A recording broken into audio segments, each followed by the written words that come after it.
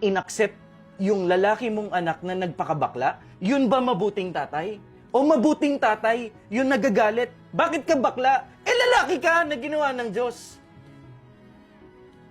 Sino ang mabuting tatay? Si Glock 9, tuwan-tuwa, ginawan pa ng kanta yung anak niya. Yun ba kinalulugod ng Diyos? Palakpakan mo yung lalaki mong anak na ginawa niya na nagpakabakla? Woo! Si Kay Brosas, tuwan-tuwa. Si Ian Veneracion, tuwan-tuwa. Tapos, sino yung tumatayo? Galit na galit, gustong manakit kuya. Alam ko, trending ka for how many weeks na ba? O with days, di ko alam. Ayoko sa salita, kaso binanggit mo yung pangalan ko kuya eh. Binanggit mo kami. Parang kinundinan mo kami dahil inaano namin yung tanggap namin mga anak namin. Dahil members ng LGBTQ. Totoo, ba't ka naman, anong pakialam mo? Ikaw ba na may ambag ka ba na kahit ng preschool? Oo. Nabigay ka ba ng baon? Charot lang. Diba? Kasi meron pang palakpak. Woo! Iba yung galit mo, kuya.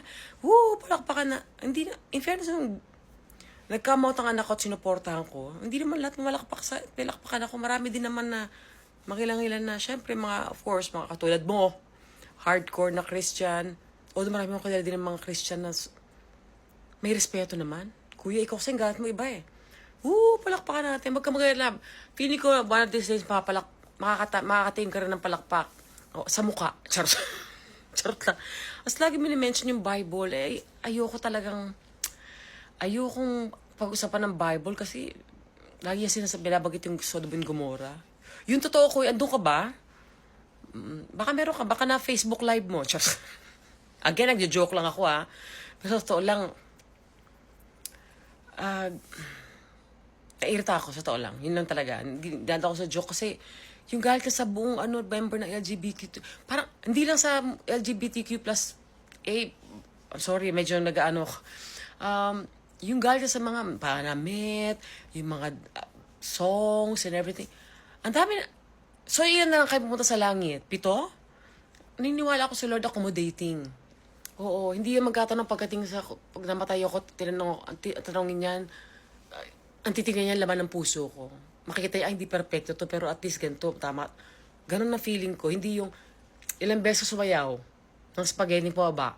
Gumiling ka, di ba? Ilang beses ka nakita ko yung kot mo sa shorts.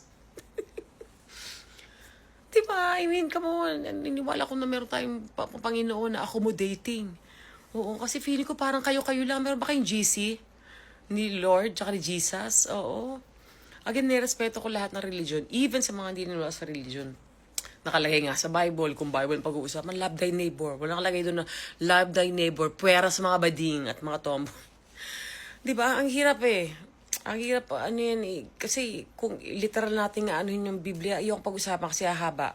Ang sabihin ko lang, hanggat wala kang inaapakan tao, naniniwala ko si Lord, may sarili akong relationship kay Lord. Wala nang pakialaman, wala tayong pakialaman doon.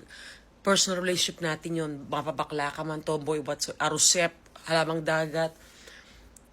It's between me and him. Wala dapat humusga. Oo.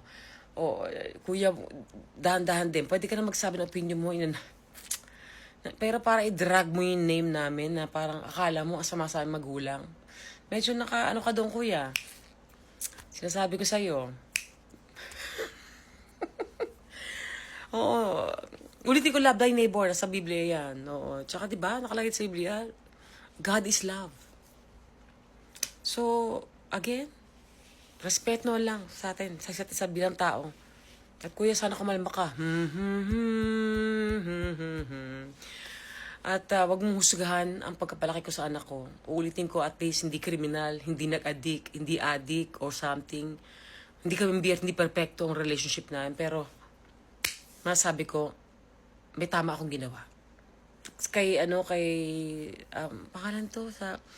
Pangalan mo, anak, sa kanyang, nakalimutan yung pangalan. O basta yun. Kung nanonood ka, hi.